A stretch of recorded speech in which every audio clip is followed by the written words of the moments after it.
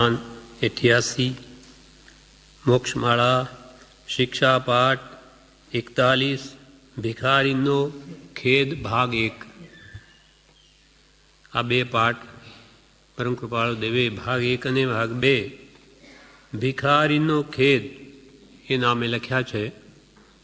એમાં આ સંસારની ક્ષણિકતા અને અસારતા અશરણપણું બતાવે છે અને આ જીવ માત્ર માની લે છે કે હું સંસારમાં સુખ ભોગવું છું, પણ એ બધું સ્વપ્નવત છે। અહીંયા આ ભિખારીને આવેલું સ્વપ્ન એનું દ્રષ્ટાંત કહી અને એનું તાત્પર્ય સમજાવશે કે આવા દુઃખમય સંસારમાં સુખ છે જ નહીં, બધું સપના જેવું માની લેવું। આ પાઠમાં બધું સમજાવશે। શિક્ષા પાઠ 41 ભિખારીનો ખેદ ભાગ 1। એક પામર ભિખારી જંગલમાં ભટકતો હતો। ત્યાં તેને ભૂખ લાગી એટલે તે બિચારો લડથડિયા ખાતો ખાતો એક નગરમાં એક સામાન્ય મનુષ્યને ઘેર પહોંચ્યો। ત્યાં જઈને તેણે અનેક પ્રકારની આજીજી કરી તેના કાલા વાલાથી કરુણા પામીને તે ગ્રસ્તની સ્ત્રીએ તેને ઘરમાંથી જમતા વધેલું મિષ્ટાન ભોજન આણી આપ્યું। ભોજન મળવાથી ભિખારી બહુ આનંદ પામતો પામતો નગરની બહાર આવ્યો। આવીને એક ઝાડ તળે બેઠો। ત્યાં જરા સ્વચ્છ કરીને એક બાજુએ અતિ જૂનો થયેલો પોતાનો જળનો ઘડો મૂક્યો અને એક બાજુએ પોતાની ફાટી તૂટી મલિન ગોદડી મૂકી અને એક બાજુએ પોતે તે ભોજન લઈને બેઠો। રાજી થતાં એણે તે ભોજન ખાઈને પૂરું કર્યું। ઓછી કે પછી એક પથ્થર મૂકીને તે સૂતો। ભોજનના મદથી જરા વારમાં તેની આંખો મીચાઈ ગઈ। એના વિવેચનમાં એના વિશે બ્રહ્મચારી કહે છે, ભિખારી નો ખેદ। ભિખારીનો અર્થ કરે છે ભિક્ષા પ્લસ આહારી બરાબર ભિખારી। એટલે જે ભિક્ષા માંગીને પેટ ભરે, ભિક્ષા વત્તા આહારી, ભિક્ષા માંગીને જે આહાર કરે તે ભિખારી। પણ ધર્મને માટે જે ભિક્ષા માગે તેને ઉત્તમ કયા છે। ભિક્ષુક મુનિને પણ ભિક્ષુક કયા। જ્યારે એ તો આત્માને અર્થે ભીખ માંગે એટલે એ ઉત્તમ ગણાય છે, પણ માત્ર ખાવા માટે જે ભીખ માંગે તેથી તેને પામર કયો, અધમ કયો, ભિખારી કયો। એને ખેદ એટલે એને શોકનું કારણ બન્યું। ખેદ એ શોકનો પર્યાય છે। ખેદ થવો એ શોક થવા બરાબર છે। શોકની જે એક અવસ્થા છે। ખેદ કરનારને પુરુષાર્થ ન હોય। પુરુષાર્થી હંમેશા ખેદ ન કરે પણ પુરુષાર્થ કરે। મને કંઈ મળતું નથી તો પુરુષાર્થ કર, પણ જેને પુરુષાર્થ કરવો નથી તે વિશેષે કરીને ખેદ કરે છે।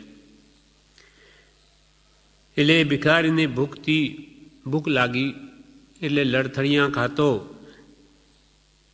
કોઈ સામાન્ય ઘેર ભિક્ષા માંગવા ગયો।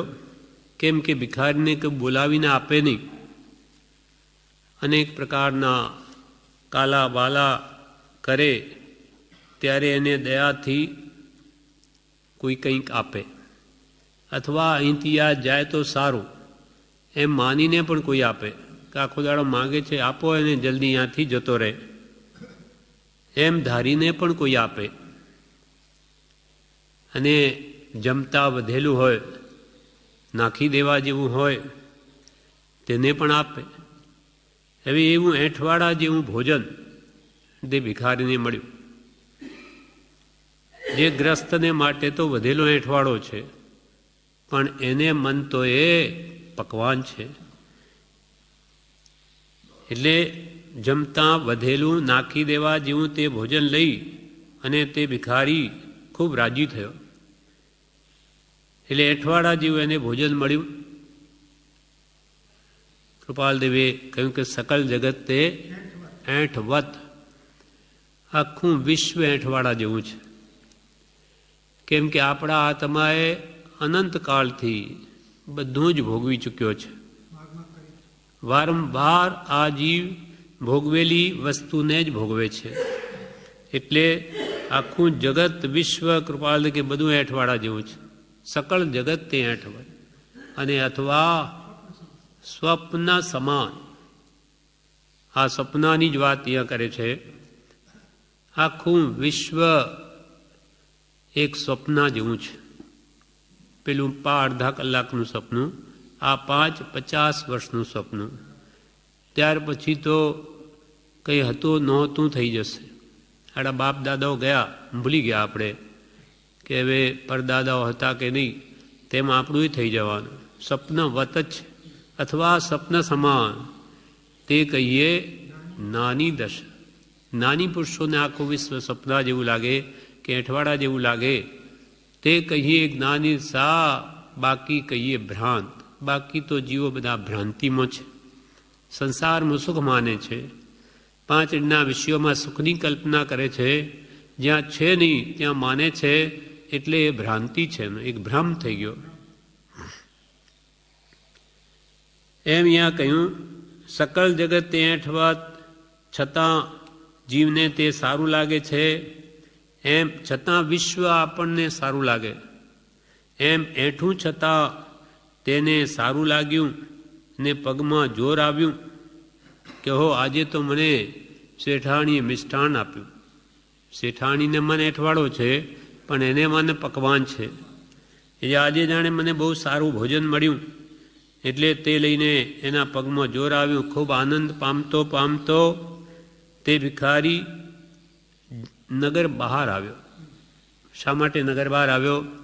તો બ્રહ્મચારી વિવેચનમાં કહે છે કે ભિખારી પાસે સારું ભોજન જોઈ બીજા ભિખારી વળી માગી લે તો, બીજા માગે તો એને આપવું પડે.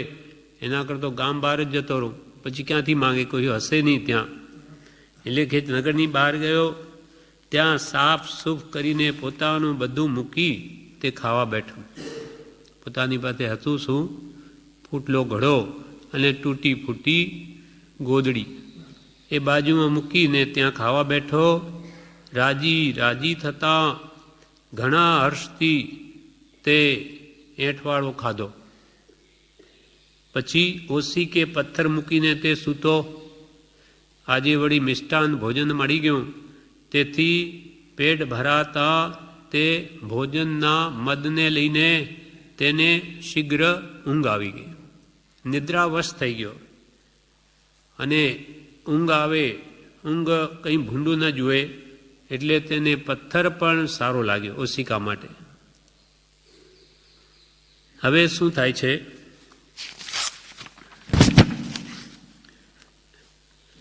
તેની આંખો ભોજનના મદથી જરાવારમાં મીંચાઈ ગઈ. કૃપાલદેવ કહે છે નિદ્રાવશ થયો એટલે તેને એક સ્વપ્ન આવ્યું. પોતે જાણે મહારાજ રિદ્ધિને પામ્યો છે, સુંદર વસ્ત્રાભૂષણ ધારણ કર્યા છે, દેહ શાખામાં પોતાના વિજયનો ડંકો વાગી ગયો છે. સમીપમાં તેની આજ્ઞા અવલંબન કરવા અનુચરો ઊભા થઈ રહ્યા છે.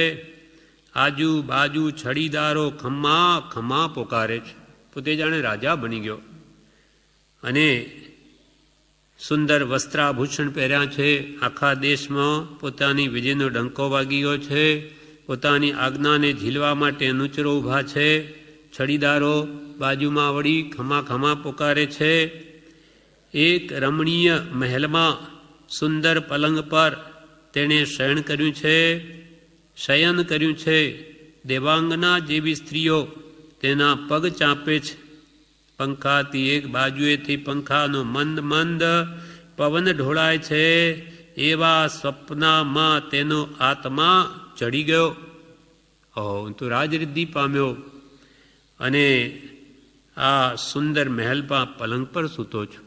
દેવાંગનો જેવી સ્ત્રીઓ પગ ચાંપે છે, પંખાઓ એક બાજુથી એનો મંદ મંદ પવન ઢોળાય છે, બીજી દાસીઓ, અને એવા સપનાના વિચારમાં તે જીવ ચડી ગયો ભિખારી. તે સપનાના ભોગ લેતા તેના રોમ ઉલસી ગયા. એવામાં મેઘ મહારાજા ચઢી આવ્યા, વીજળીના ઝબકારા થવા લાગ્યા, સૂર્યદેવ વાદળાથી ઢંકાઈ ગયો, સર્વત્ર અંધકાર પથરાઈ ગયો, મુશળધાર વરસાદ થશે એવું જણાયું.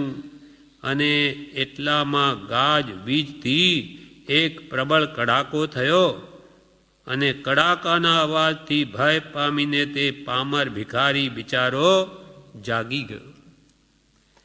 દેવતાએ સુખ જાણે હું રાજ વૈભવ ભોગવું છું સપનામાં, એટલામાં આ વીજળીનો ભયંકર કડાકો થયો અને એની ઊંઘ ઉડી ગઈ.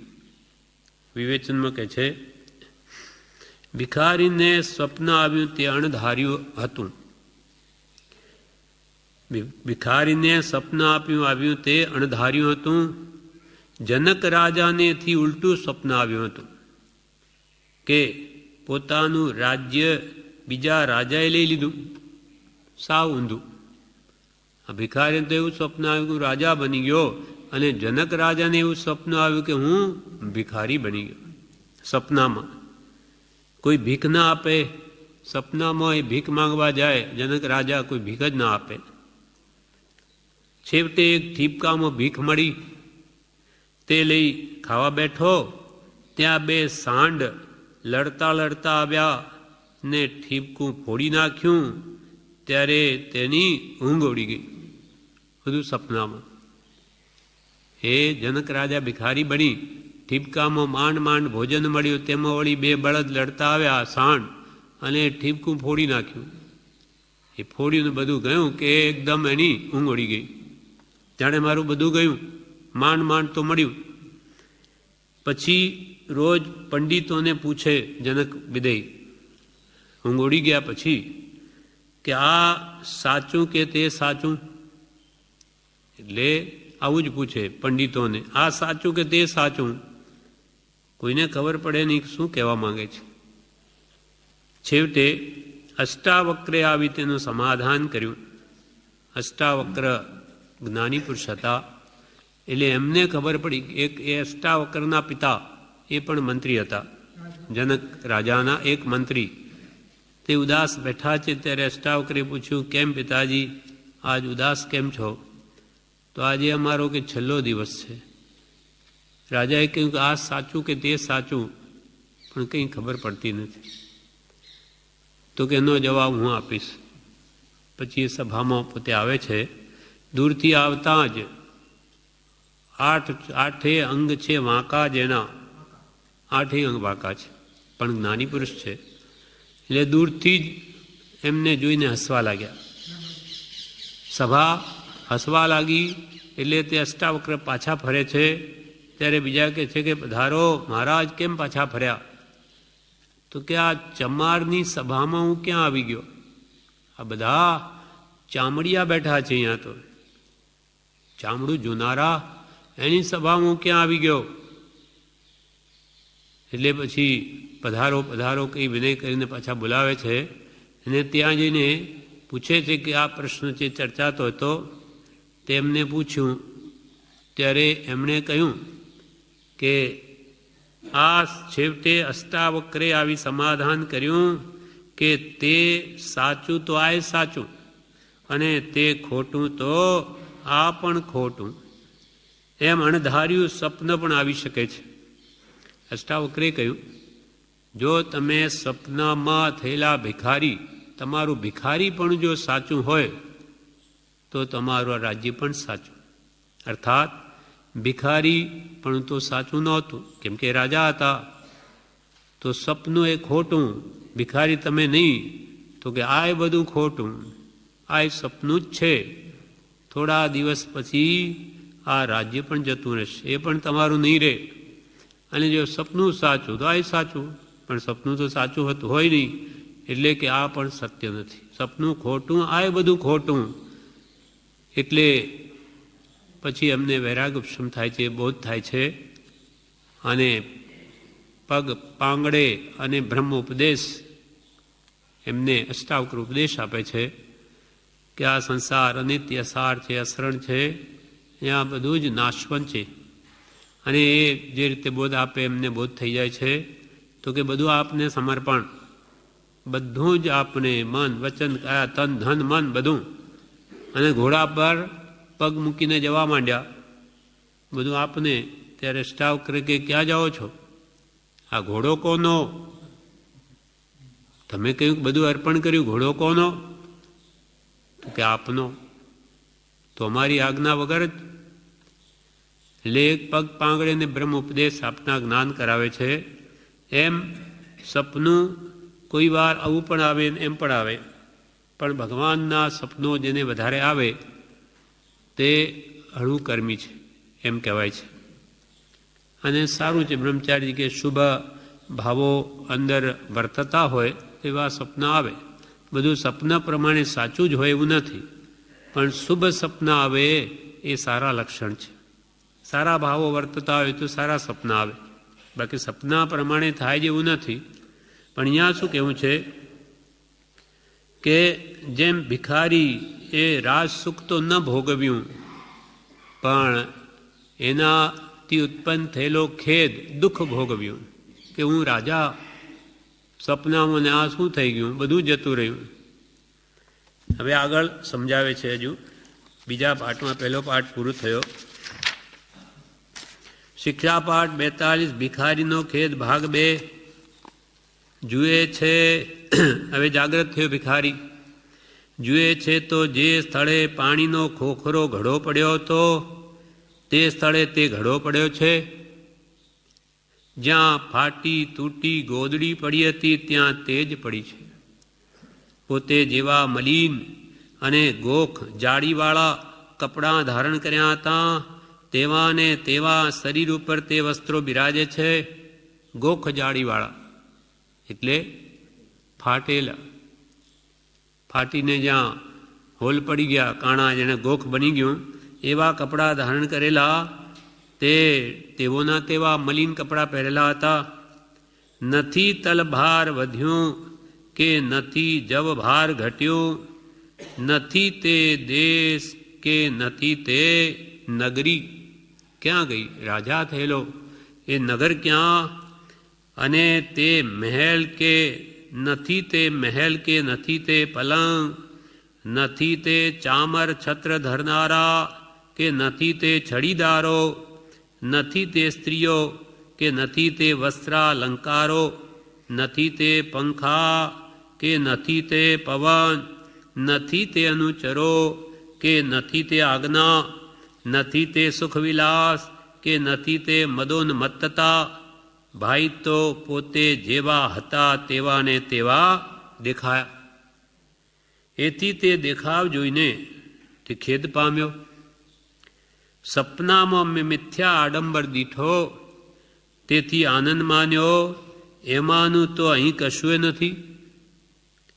સપનાના ભોગ ભોગવ્યા નહીં, અને તેનું પરિણામ જે ખેદ તે હું ભોગવું છું. એમે પામર જીવ પશ્ચાત તાપમાં પડી ગયો.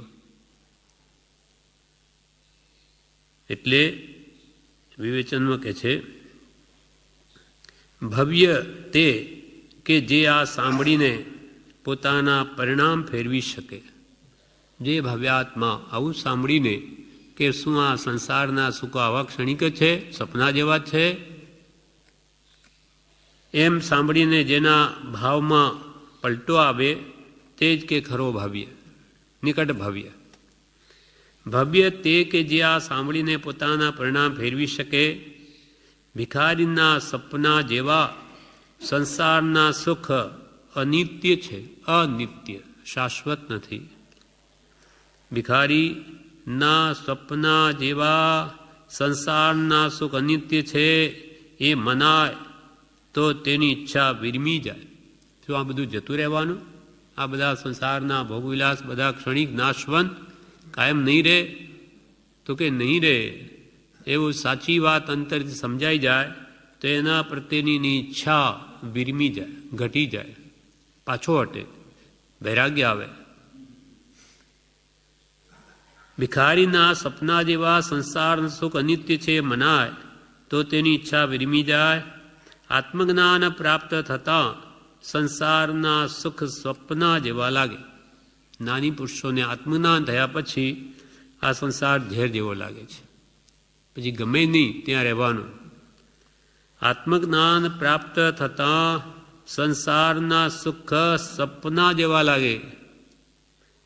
ભિખારીની જેમ મોહાંધ પ્રાણીઓ સંસારના સુખ સાચા માને છે અને ભોગવ્યા જેવું ગણે છે. ભિખારીએ સપનામાં સુખ ભોગવ્યા ને એને સત્ય માની બેઠો અને કે આ તો કંઈ નથી, છે બધું ગયું, અરે હતું જ ક્યાં, આ તો સપનું હતું. પણ આ માની બેઠો કે હું કેવું સુખ ભોગવતો સપનામાં, અને આ તો ફાટલી તૂટલી ગોદડી માટલી બધું એનું જ છે. ભિખારીની જેમ મોહાંધ પ્રાણીઓ તેમ સંસારમાં અજ્ઞાની જીવો સુખ માની બેઠા છે.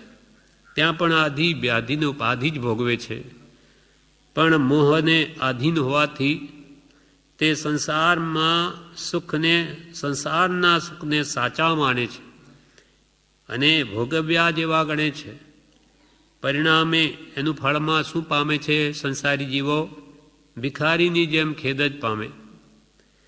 પરિણામે સંસારી જીવો સંસારના સુખ ભોગવવાના ફળમાં તે ખેદ, દુર્ગતિ અને પશ્ચાતાપ પામે છે. આ ફળ આવે. સંસાર સુખ શું ઉત્પન્ન કરે? ત્રિવિધ તાપાગ્નિ, આધિ વ્યાધિને ઉપાધિ, કે જન્મ જરા અને મરણ વધારે આસક્તિ વિશેષ કરાવીને સંસારની વૃદ્ધિ કરે. એટલે કૃપાલવે કહ્યું, સુખ પ્રાપ્ત કરતા સુખ ટળે છે, લેશે લક્ષે લહો. સુખ પ્રાપ્ત કરતા સુખ ટળે છે, કેમ કે ક્ષણ ક્ષણ ભયંકર ભાવ મરણે કાય હો રાચી રહો. ક્ષણ ક્ષણ ભયંકર ભાવ મરણ થાય છે. આત્માના ગુણોની ઘાત થાય છે. સમય સમય આત્મા સ્વભાવને મૂકી વિભાવમાં પરણવાથી રાગ દ્વેષ કામ ક્રોધાદિ ભાવોથી જીવને માત્ર બંધ જ થાય છે. પ્રતિ સમયે અનંત કર્મનો આશ્રય છે, આશ્રવી છે. પ્રતિ સમયે અનંત કર્મ ગ્રહણ કરે છે. શાને કારણે? કષાયોને લીધે. કષાયાત બંધ, કસાય છે ત્યાં કર્મોનો બંધ છે. અને શુભ ભાવમાં હોય તો શુભ બંધ છે, અશુભ ભાવમાં તો અશુભ બંધ છે. બંધ રહિત દશા તો જ્ઞાનીની જ છે. પણ એ પણ પુણ્યાનુબંધી પુણ્ય હોય, એટલે શુદ્ધ ભાવના લક્ષ્ય શુભ ભાવમાં પ્રવૃત્તિ હોય તો એ કાળે કરીને એને મોક્ષનું કારણ થાય છે. આપણે આ ભક્તિ સત્સંગ વગેરે કરીએ એમાંય બંધ તો છે જ, પણ એ પુણ્યાનુબંધી પુણ્ય છે. આગળ પણ પુણ્ય જ બંધાવે, આગળ લઈ જાય. નાનીનો ફરી યોગ કરાવે, ફરી આત્મબળ વધારીને આત્મસાધનામાં ઉન્નતિ કરાવે, એવો યોગ છે. કેમ કે આ શુદ્ધ ભાવના લક્ષ્ય શુભ ભાવમાં પ્રવૃત્તિ છે. એટલે જ્ઞાની પુરુષનો આશ્રિત હોય તેને જે શુદ્ધ ભાવ પ્રાપ્તિનો લક્ષ્ય થાય છે, આત્માર્થનો. અજ્ઞાની ગુરુ કરાવી નહીં શકે, એટલે અજ્ઞાનીના આશ્રય અનંત કાળથી અનંત ક્રિયા કરી છતાં કોરો જ રહ્યો. કેમ કે આત્માર્થનો લક્ષ્ય જ નહોતો. એને પુણ્યનો લક્ષ્ય હોય, ધર્મથી પુણ્ય થશે, આ લોકમાં સુખ મળશે, પરબ્રહ્મય દેવલોક આદિની પ્રાપ્તિ થશે. એટલે આત્માર્થના ખાતે નહીં ગયું, એટલે મોક્ષ ના આપે. જ્યારે જ્ઞાની પુરુષની આજ્ઞાથી જે કંઈ પણ કરવામાં આવે તે મોક્ષનું કારણ થાય છે. એટલે આણાએ ધમ્મો આણાએ તવો. આજ્ઞાનું આરાધન એ જ ધર્મ, આજ્ઞાનું આરાધન એ જ તપ. એમ પરિણામે સંસારી મોહાંધ પ્રાણીઓ સંસારમાં સુખ માની તેના ફળમાં ખેદ, દુર્ગતિ અને પશ્ચાતાપ પામે છે. તે ભોગવ્યાનું ફળ ખેદ આવે છે. બ્રહ્મચારીજી કહે કે આ 5 ઇન્દ્રના વિષયોમાં સંસારી જીવો સુખ માની અને અમે જાણે સુખ ભોગવ્યું, પણ તેના ફળમાં એને ત્રિવિધ તાપાગ્નિ જ આવે. આ સંસારના સુખનું ફળ છે. આદિ વ્યાધિને ઉપાધિ 14 રાજલોક પ્રજ્વલિત છે ત્રિવિધ તાપાગ્નિથી. તેથી બુદ્ધિમાન પુરુષો આત્મહિતને શોધે છે. બુદ્ધિમાન, સાચા બુદ્ધિમાન નાની પુરુષ છે. વિચારવાન એમને જ કહ્યા કે જે સમયે સમયે આત્મકલ્યાણ ભળી આગળ વધે, એ સમયનો ઉપયોગ આત્માર્થમાં કરે, તેને જ બુદ્ધિશાળી કહ્યા છે. તેથી બુદ્ધિમાન પુરુષો સંસારનું આવું સ્વરૂપ જાણી આત્મહિતને શોધે છે. અનિત્ય ભાવના ભાવવાનું કારણ શું? આમાં ખાસ અનિત્ય ભાવના બતાવી કે એક સુખ કેટલું સપના જેવું. સપનામાં એને 1.5 કલાક એને માન્યું કે જાણે હું તો રાજા થઈ ગયો, રાજ વૈભવ ભોગવું, અને જાગ્યો કે કાંઈ નહીં, પાછો ભિખારી. તેમ આ જીવ આ સંસારમાં જાણે હું તો કેવો સુખી છું, પણ આયુષ્ય પૂરું થયું કે પાછો એકેન્દ્રી, બેન્દ્રી, તેન્દ્રી, ચોરેન્દ્રી કે ક્યાં 84 લાખ જીવાનું ભરાઈ જશે, પછી દુઃખ જ દુઃખ છે. એટલે આવા ક્ષણિક સુખમાં ખોટી ન થતાં આત્મભાવમાં આવો. અનિત્ય ભાવના ભાવવાનું કારણ શું? તો કે સંસાર ઉપરથી જીવનો પ્રેમ ઉઠે. પ્રીતિ અનંતી સંસારમાં છે, કેમ કે સંસારમાં સુખ છે એવી એની માન્યતા છે, એવી એની શ્રદ્ધા છે, મનમાં વિશ્વાસ છે કે મને સંસારમાં સુખ મળશે. તેને લઈને એ ત્યાં આખો દાડો મથે છે, પ્રયત્ન કરે છે. સંસાર ઉપરથી પ્રેમ ઉઠે તેના માટે અનિત્ય ભાવના ભાવા કહ્યું કે આ બધું નાશવંત છે, તું ગમે એટલું ભેગું કરીશ 5-50 વર્ષમાં જતું જ રહેવાનું. કદાચ બધું ભેગું કરે ને એક દિવસ પણ તું ન ભોગવી શકે અને તું મરી પણ જાય, દેહ છૂટી પણ જાય. એટલે એવી અનિત્યતા માટે તું પ્રયત્ન કરમાં. શાશ્વત સુખ શાંતિ જેના મળે તેના માટે પ્રયત્ન કર. એના માટે કે છે અનિત્ય ભાવના ભાવવાનું કહ્યું. અનિત્ય ભાવના ભાવવાનું કારણ શું? તો કે સંસાર ઉપરથી જીવનો પ્રેમ ઉઠે અને પછી ક્યાં ઠરવું એ પણ કહે છે. માનો સંસાર ઉપરથી પ્રેમ ઉઠાડે, પછી એ પ્રેમને ક્યાં લગાવો, પછી ક્યાં ઠરવું? તો કે આત્મભાવમાં, આત્મભાવમાં, સ્વસ્વભાવમાં, સહજાત્મ સ્વરૂપમાં શાશ્વત સ્થિરતા કરવી. ત્યાં અનંત સુખ છે અને એ પણ શાશ્વત છે, કાયમને માટે અખંડિત છે, તે કદી ખંડિત ન થાય. એટલે સંસારનો પ્રેમ ઉઠાડી પહેલાં તો સત્પુરુષ પ્રત્યે કરવો, કેમ કે એ જ આપણે સહજાત્મ સ્વરૂપ પ્રાપ્તિના મૂળભૂત કારણ છે. એનો હોય તો નહીં થાય સ્વરૂપ પ્રાપ્તિ, એમને થયેલી છે એટલે આદર્શ પુરુષ છે. એ પ્રમાણે આપણે પણ સહજાત્મ સ્વરૂપમાં સ્થિતિ કરવી છે કે જેથી ફરી જન્મ મરણ ન થાય. તો કે સંસાર ઉપરથી જીવનો પ્રેમ ઉઠે પછી ક્યાં ઠરવું? આત્મભાવમાં. આત્મા નિત્ય છે, તેનું સુખ પણ નિત્ય છે, મોક્ષ નિત્ય છે. માટે તારા જેવી નિત્ય વસ્તુને ઈચ્છ પ્રાપ્ત કર.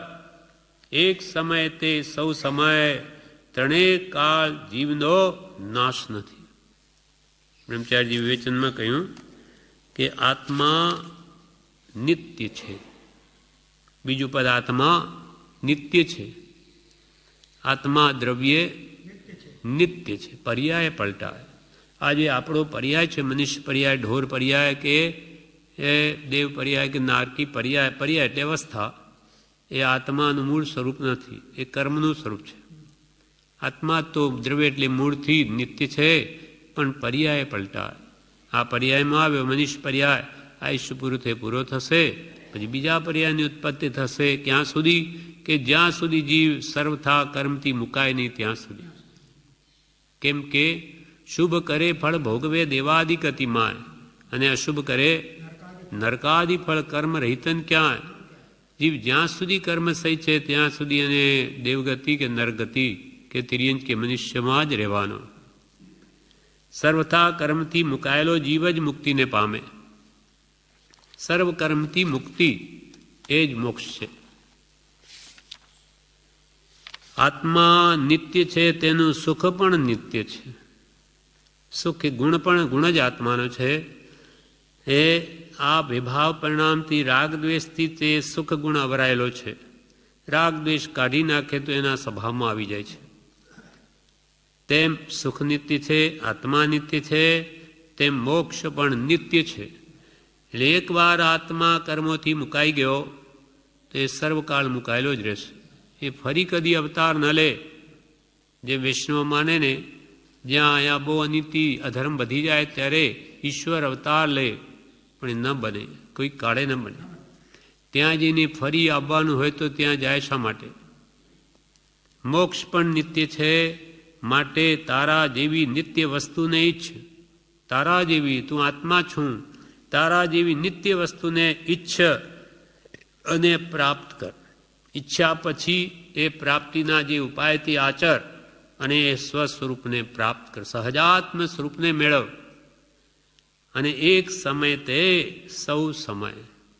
આત્મા એક સમય છે તો એ સર્વ સમય છે. પૂદગલ પરમાણુ પણ એક સમય છે તો સર્વ સમય છે.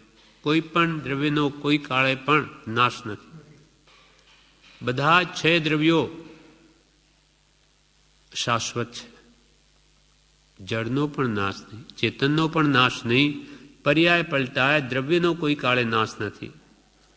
એટલે એક સમય તે સૌ સમય ભેદ અવસ્થા જો અવસ્થાનો ભેદ છે. પર્યાય બદલાય પણ દ્રવ્યનો નાશ નહીં થાય. ત્રણેય કાળ જીવનો નાશ નથી. આમ ત્રણેય કાળમાં આત્મા કદી નાશ ન પામે. હવે પરમ કૃપાળ દેવ મોક્ષમાળામાં જણાવે છે, વિવેચન પૂરું થયું.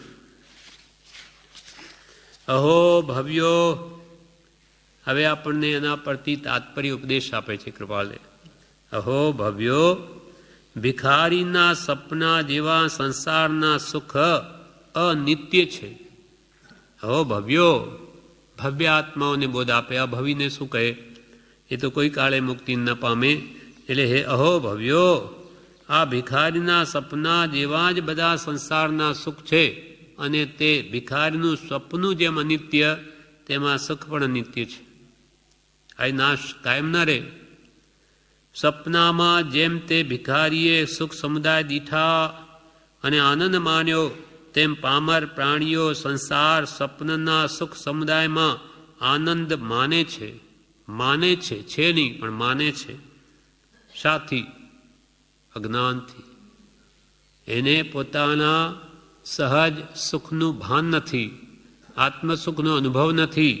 માટે આ ઇન્દ્રિયોના સુખ જે સપના જેવા છે તેને સાચા માને છે.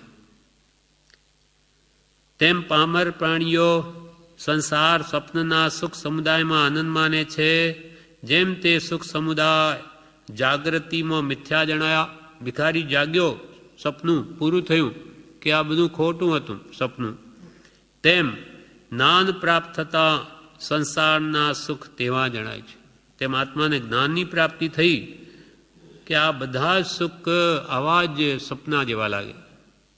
સપનાના ભોગ ન ભોગવ્યા છતાં જેમ ભિખારીને ખેદની પ્રાપ્તિ થઈ, તે મોહાન પ્રાણીઓ સંસારમાં સુખ માની બેસે છે અને ભોગવ્યા સમ ગણે છે કે મેં તો સુખ ભોગવ્યું એમ ગણે. પરંતુ તેના ફળમાં પરિણામે ખેદ, દુર્ગતિ અને પશ્ચાતાપ લે છે. ભોગે રોગ ભયમ. કાં તો રોગથી ગ્રસિત થાય, કાં રાગ દ્વેષથી આસક્તિ પામી તે ભોગોમાં અને કર્મ બાંધીને દુર્ગતિને સાધે, ખોટી ગતિમાં જાય અને મરણ સમયે પણ એને પસ્તાપો જ રહે. એ દુઃખી થાય. કેમ કે આસક્તિથી એને અહીંયાથી જવું ગમે નહીં, પણ એને કર્મ તો એને અહીંયાથી લઈ જ જાય. તેજસને કારમણ વર્ગણાઓ એને જ્યાં આયુષ્ય બીજું બાંધ્યું હોય ત્યાં ખેંચી જ જાય. એ ના જવું હોય તોય ચાલે નહીં. વિગ્રહ ગતિમાં એટલે અહીંયાથી દેહ છોડી લીધો, નવો દેહ ધારણ કર્યો નથી. વચમાં જે 3 સમયનો ગાળો છે તેને વિગ્રહ ગતિ કહે. ત્યાં શરીર હોય નહીં. કયું શરીર ન હોય? આ ઔદારિક ન હોય કે વૈકરિક ન હોય કે આહારક ન હોય, પણ તેજસ અને કાર્મણ શરીર તો હોય જ. આત્મા પ્રદેશો સાથે જ હોય અને તે શરીર જ એને ખેંચી જાય જ્યાં જન્મ લેવાનો હોય ત્યાં. એટલે પરિણામે ભોગોના ફળમાં તે ખેદ, દુર્ગતિ અને પશ્ચાતાપ લે છે. તે ચપળ અને વિનાશી છતાં સપનાના ખેદ જેવું તેનું પરિણામ રહ્યું છે. આ ભોગો ચપળ, ચંચળ છે, અનેક વૃત્તિને ચંચળ કરે અને પાછા વિનાશી, છતાં સપનાના ખેદ જેવું તેનું પરિણામ રહ્યું. આપણે ભોગો ભોગવીએ પછી મળે નહીં તો એની તૃષ્ણા ખાવા પીવા વગેરેની હંમેશા બની રહે. એટલે સપના જેવું એને જેમ દુઃખ થયું કે મારા બધા ભોગ જતા રહ્યા, દેવતાઈ રાજા થયેલો, તેમ આપણા પણ આ જતા રહે કે મળે નહીં તો જીવ દુઃખી થયા કરે અને તૃપ્તિ કોઈ કાળે થતી નથી. એટલે હંમેશા આ ભોગો જીવને દુઃખી જ કરે છે. 5 ઇન્દ્રિયના વિષયો તે ચપળ અને વિનાશી છતાં સ્વપ્નાના ખેદ જેવું તેનું પરિણામ રહ્યું છે. એ ઉપરથી બુદ્ધિમાન પુરુષો આત્મહિતને શોધે છે. આત્મહિતને શોધે ઉત્તમ બુદ્ધિમાન પુરુષ કે આ ક્ષણિક સુખ નહીં, હવે તો શાશ્વત સુખ છે કોઈ કે જે કોઈ દિવસ નાશ ન પામે, એવા આત્મસુખની શોધમાં રહે છે. જે શોધે તેને મળી આવે છે. જ્ઞાની પુરુષે સુખ ભોગવે, એવા જ્ઞાનીનો આશ્રય લે તો પોતે પણ તેવો થાય, તે સુખનો ભોગતા થાય. સંસારની અનિત્યતા પર એક કાવ્ય છે કે જે કૃપાળુદેવે લખેલું 12 ભાવનાઓ જે તત્વજ્ઞાનમાં છે, તે જ કૃપાળુદેવ એમાંની અનિત્ય ભાવનાનું કાવ્ય આ પાઠમાં લખે છે, મોક્ષમાળામાં. સંસારની અનિત્યતા પર એક કાવ્ય છે કે ઉપજાતિ વિદ્યુત લક્ષ્મી પ્રભુતા પતંગ આયુષ્યતે તો જળના તરંગ. વિદ્યુત લક્ષ્મી પ્રભુતા પતંગ આયુષ્યતે તો જળના તરંગ. પુરંદરી ચાપ અનંગ રંગ સુરાચીએ ત્યાં ક્ષણનો પ્રસંગ. પુરંદરી ચાપ અનંગ રંગ સુરાચીએ ત્યાં ક્ષણનો પ્રસંગ. વિદ્યુત લક્ષ્મી, વિદ્યુત એટલે વીજળી. આ લક્ષ્મી કેવી? વીજળી જેવી. વીજળીનો ઝબકારો જેમ થઈને ઓલવાઈ જાય છે તેમ લક્ષ્મી આવીને ચાલી જાય છે. પૈસા મળી ગયા, ધન મળ્યું એટલે કાયમ રહે જ એવું કોઈ નિશ્ચિત નથી. એ તો પુણ્યની દાસી, પુણ્ય પરવાર્યું કે જતી રહે બીજાને ઘેર. એટલે વિદ્યુત લક્ષ્મી, લક્ષ્મી એટલે ધન આદિ એ બધો વૈભવ તે લક્ષ્મી જેવો છે, વીજળી જેવો છે. વીજળીનો ઝબકારો તેને કેવો ઓલવાઈ જાય તેમ આજે મળ્યું ને કાલે જતું પણ રહે, અમુક સમયમાં કંઈ નિશ્ચિત નહીં. પ્રભુતા પતંગ, પ્રભુતા એટલે અધિકાર, સત્તા, એ પણ પતંગના રંગ જેવી છે. સત્તા પણ પતંગનો રંગ જેમ 4 દિવસની ચટકી, તેમ અધિકાર માત્ર થોડો કાળ રહી હાથમાંથી જતો રહે છે. સત્તા મળી હોય અધિકાર જતોય રહે, એ પણ કંઈ કાયમ નહીં. એટલે મહાપુરુષે કહ્યું કે પોતાના હાથમાં કંઈ પણ આવો અધિકાર આવ્યો હોય તો કોને તારું, કોને પાર ઉતાર, કોનું ભલું કરું, એવી જ હંમેશા ભાવના રહે તો પુણ્ય બાંધે. અને સત્તાના મદમાં આવી જઈ અને અન્યાય કરી બેસે તો ઘણું મોટું પાપ પણ બાંધી લે. એટલે અધિકાર માત્ર થોડો કાળ રહી હાથમાંથી જતો રહે છે. આયુષ્ય પાણીના મોજા જેવું છે. વિદ્યુત લક્ષ્મી પ્રભુતા એટલે અધિકાર, તે પતંગના રંગ જેવો. હવે આયુષ્ય, આયુષ્કર્મ તે પાણીના મોજા જેવું. પાણીનો હિલોલો આવ્યો કે ગયો, તેમ જન્મ પામ્યા અને એક દેહમાં રહ્યા કે ન રહ્યા ત્યાં બીજા દેહમાં પડવું પડે છે. નક્કી નહીં. આજે છે ભાઈ 100 વર્ષ જીવન પૂરું થશે જ કંઈ નહીં કહેવાય. તો કોઈ બાળ કોઈ ગર્ભ વિશે મરે જન્મતા, કોઈ બાળપણમાં પણ મરે, યુવાન મરતા જોઈ નિયમ નહીં. વર્ષો તણો મરણ અચાનક થાય, પણ એક નિયમ નક્કી ખરો કે જન્મે તે મરી જાય. આપણે જન્મ્યા છીએ આ દેહમાં, માટે મૃત્યુ અવશ્ય છે, પણ ક્યારે એ નક્કી નથી. એટલે એનો પણ કંઈ ભરોસો નથી. પાણીના મોજા જેવું છે. પાણીનો પરપોટો થયો ને કેવો ફૂટી જાય ક્ષણમાં. પાણીનો હિલોલો આવ્યો ને ગયો, તે જન્મ પામ્યા ને એક દેહમાં રહ્યા કે ન રહ્યા ત્યાં બીજા દેહમાં પડવું પડે છે. કામ ભોગ આકાશમાં ઉત્પન્ન થતા ઇન્દ્રના ધનુષ્ય જેવા છે. જેમ ઇન્દ્રધનુષ વર્ષા કાળમાં થઈને ક્ષણવારમાં લઈ થઈ જાય છે, તેમ યૌવનમાં કામના વિકાર ફલીભૂત થઈ જરાવયમાં જતા રહે છે. ઇન્દ્રધનુષ 5-7 રંગનું વર્ષાકાળમાં આપણને દેખાય આકાશમાં, થોડીક વાર રહે અને પછી જતું રહે. તેમાં યૌવન છે. આ અવસ્થા જવાની થોડાક સમય રહે ને પછી ચાલી જાય. યૌવનમાં કામના વિકાર ફલીભૂત થઈ જરાવારમાં જતા રહે છે. ટૂંકામાં હે જીવ, એ સઘળી વસ્તુઓનો સંબંધ ક્ષણભર છે. એમાં પ્રેમ બંધનની સાંકળે બંધાઈને શું રાચવું? આ બધામાં પ્રેમ કરીને શું કામ કે આત્માને બાંધવો કર્મોથી? કેમ કે આ બધું છૂટી જવાનું છે. અને જેટલો રાગ વિશેષ તેટલો એનો ત્યાગ વખતે પણ દુઃખ તેટલું જ વિશેષ. એ સઘળી ટૂંકામાં હે જીવ, એ સઘળી વસ્તુઓનો સંબંધ ક્ષણભર છે. એમાં પ્રેમ બંધનની સાંકળે બંધાઈને શું રાચવું? તાત્પર્ય, એ સઘળા ચપળ અને વિનાશી છે. તું અખંડ અને અવિનાશી છે. માટે તારા જેવી નિત્ય વસ્તુને પ્રાપ્ત કર. એ બોધ યથાર્થ છે. અંતમાં કૃપાલદેવ કે છે, આ સંસારની તો બધી વસ્તુ ક્ષણ માત્ર જ રહેવાવાળી, તો એમાં શું પ્રેમની રૂપી સાંકળે બંધાઈને આત્માને દુઃખી કરવો? તાત્પર્ય એ છે કે આ બધા જ ચંચલ અને વિનાશી નાશવંત છે, પણ તારો જે આત્મા સહજાત્મ સ્વરૂપમય તે અખંડ અને અવિનાશી છે. તેનો કોઈ કાળમાં નાશ થયો નથી અને થતો પણ નથી. માટે તારા જેવી નિત્ય વસ્તુને પ્રાપ્ત કર. તારી ઓળખાણ કર. તું કોણ છું? હું કોણ છું? ક્યાંથી થયો? શું સ્વરૂપ છે મારું ખરું? માટે તારા જેવી નિત્ય વસ્તુને પ્રાપ્ત કર. એ બોધ યથાર્થ છે. કૃપાલ કે આ વાત બરાબર છે, આ જ કરવાઈ ગઈ છે.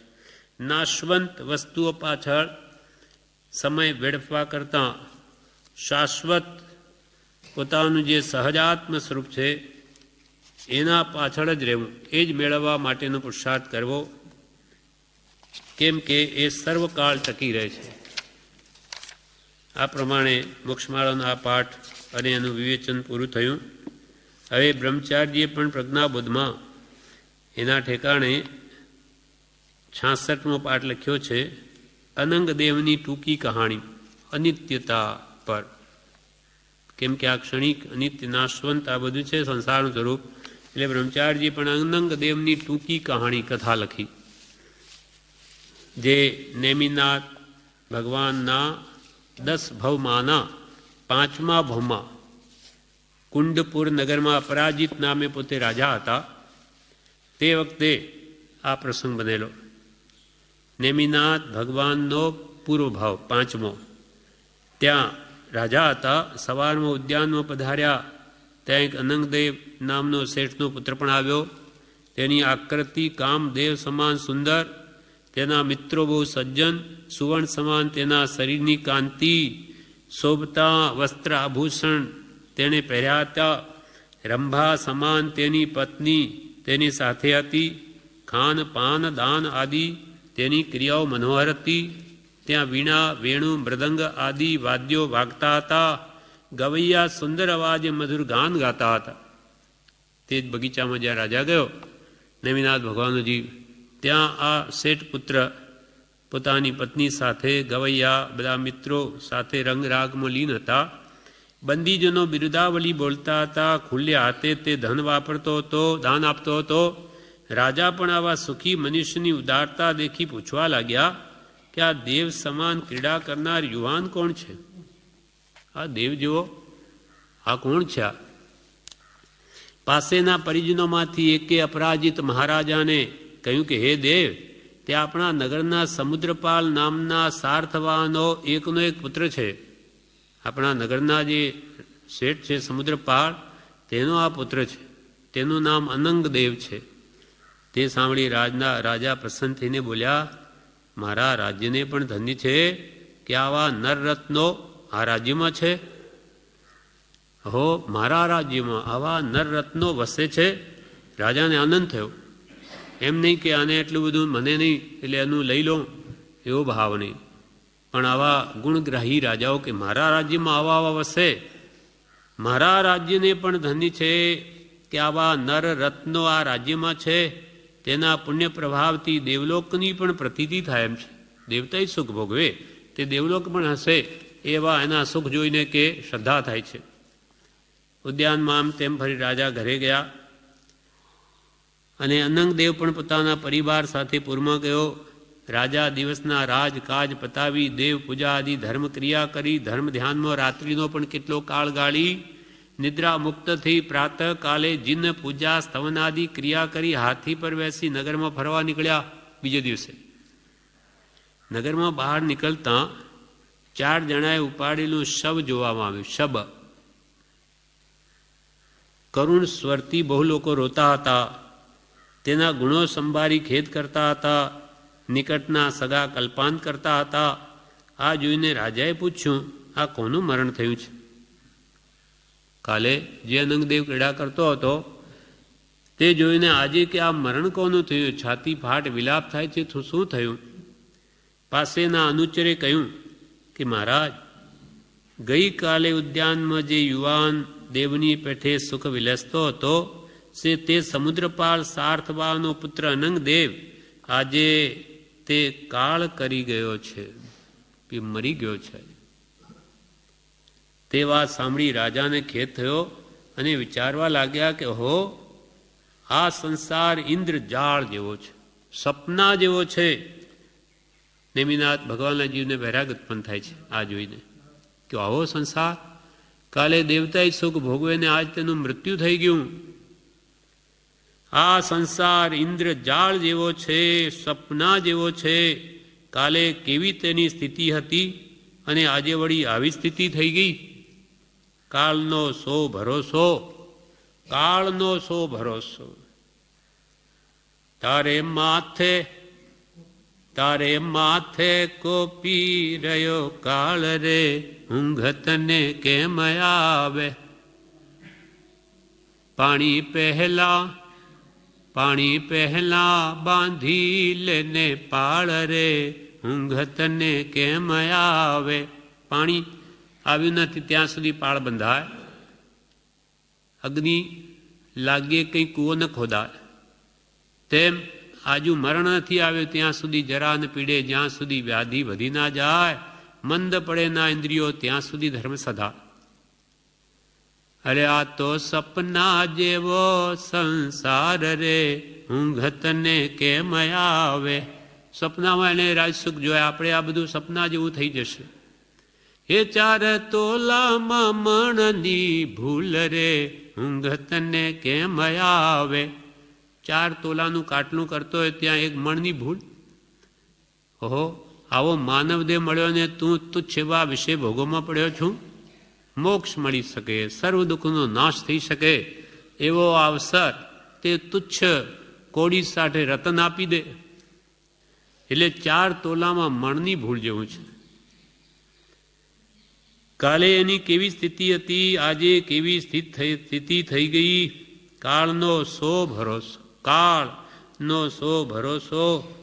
રૂપ કુરૂપ, નિર્ધન ધનવાન, યુવાન વૃદ્ધ, ગમે તે અવસ્થામાં કાળ તો માથે ભમે છે. યુવાન હો કે વૃદ્ધો, કાળ તો માથે જ ભમે છે.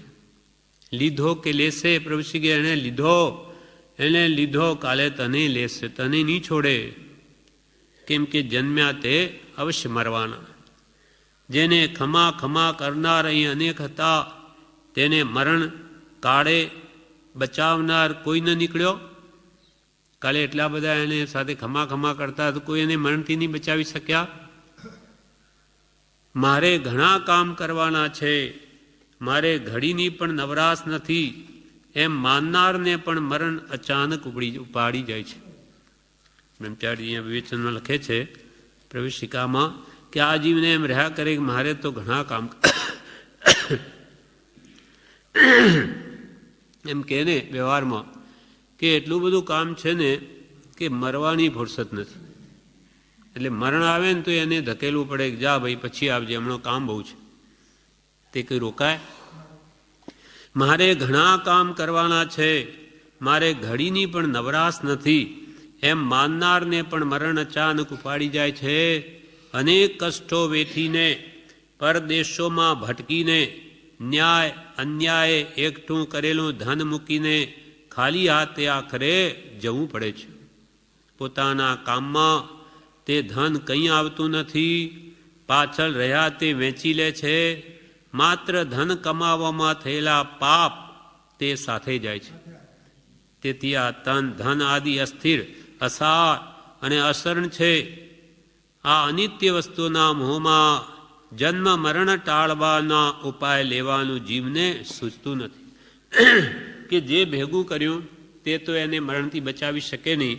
એ ધનાદિ બધું અહીંયા જ મૂકીને જવું પડે. અને જન્મ મરણ ટાળવાના જે ઉપાય જ્ઞાનીઓ બતાવે તે કે છે આ જીવને સૂચતું નથી. શ્રી જીનવેરોએ મહાપુરુષોએ શુદ્ધ ધર્મનો ઉપદેશ કર્યો છે. તેનું આરાધન જીવ કરે તો તે મરણને ઓળંગી જાય અને મોક્ષે પહોંચે, સર્વ દુઃખનો ક્ષય થઈ જાય એવો માર્ગ વિતરાગોએ બતાવ્યો છે. મારે માથે પણ મરણનો ભય છે તો તેનો ઉપાય કર્તવ્ય છે. આ મરી ગયા હવે કાલે આવે છે બળતું મારા સુધી, એટલે હવે મારે એનો ઉપાય કરવો જોઈએ. મારે માથે પણ મરણનો ભય છે તો તેનો ઉપાય કર્તવ્ય છે. બળતા ઘરમાં કોણ સુખે સૂએ? આ બળતું બળતું આવી રહ્યું ત્યાં કોણ સુખે સૂએ? શત્રુઓની વચમાં પ્રમાદ કોણ કરે? મરણની ધાડ પડવાની છે તો તેનો સત્વર ઉપાય કર્તવ્ય છે. મૃત્યુ આવવાનું છે તો તેનો જલ્દી ઉપાય કર્તવ્ય છે. એવા વૈરાગ્ય ભર્યા વિચારો સહિત રાજા પાછા ફર્યા. ભગવાન નેમિનાથ ના આત્માએ આવો વિચાર કરીને પાછા ઘર તરફ ફર્યા. વૈરાગ્ય આવી ગયો. એ જ કુંડલપુર નગરમાં કેવલનાની મુનિ પધાર્યા. તેમને વંદન કરવા રાજા ગયા. ત્યાં ભગવંતની દેશના સાંભળી વૈરાગ્યની વિશેષ વૃદ્ધિ થઈ. તેથી પ્રીતિમતી રાણીના પુત્ર પદ્મકુંવરને ગાદીએ બેસાડી પ્રીતિમતી અને મિત્રો સહિત રાજાએ ભગવતી દીક્ષા અંગીકાર કરી. નેમિનાથ ભગવાનના જીવે દીક્ષા લઈ લીધી. આવો જોઈને સ્વરૂપ સંસાર ક્ષણિક નાશવંત અસરણ અનિત્ય અસાર જોઈને સંધ્યાકાળના રંગ પેઠે આ વિશ્વમાં સર્વ પદાર્થ અનિત્ય છે તેનો વિચાર વારંવાર કર્તવ્ય છે. અંતમાં કે છે સંધ્યાકાળની જે લાલીમાં લાલ રંગ આપણને દેખાય આકાશમાં થોડીક વાર રહે પછી જતો રહે એ લાલાશ. સંધ્યાકાળના રંગ પેઠે આ વિશ્વમાં સર્વ પદાર્થ અનિત્ય છે, બધું જ નાશવંત. તેનો વિચાર વારંવાર કર્તવ્ય છે. વારંવાર જે વિચાર ન કરે તો એ ભાવ હૃદયમાં ઉતરતો નથી અને તેને જ નિધિધ્યાસન કહેવામાં આવે છે. શ્રવણ, મનન અને નિધિધ્યાસન. શ્રવણ એ તો પવનની લહેરમાં ફૂંકાવીને ગયું, મનનથી છાપ પડે છે કંઈક, પણ નિધિધ્યાસનથી ગ્રહણ થાય છે. વારંવાર એ ભાવોને વિચારી વિચારી આમ જગતમાં જોઈએ તો આ બધા દુઃખના પ્રસંગો ઘણાય છે. જીવને વિચાર નથી આવતો. વિચાર આવે તો એમાંથી એને વૈરાગ્ય ઉત્પન્ન થાય અને એનું કામ થઈ જાય. એટલે કૃપાલદેવ કે ઔષધ વિચાર ધ્યાન કર વિચાર તો પામ. વિચાર વિના જ્ઞાન થાય નહીં. હા હા હા, વૈરાગ વગર જ્ઞાન થાય નહીં. આ પ્રમાણે આ પાઠ પૂરો થયો. આગળનો પાઠ આવતીકાલે લઈશું.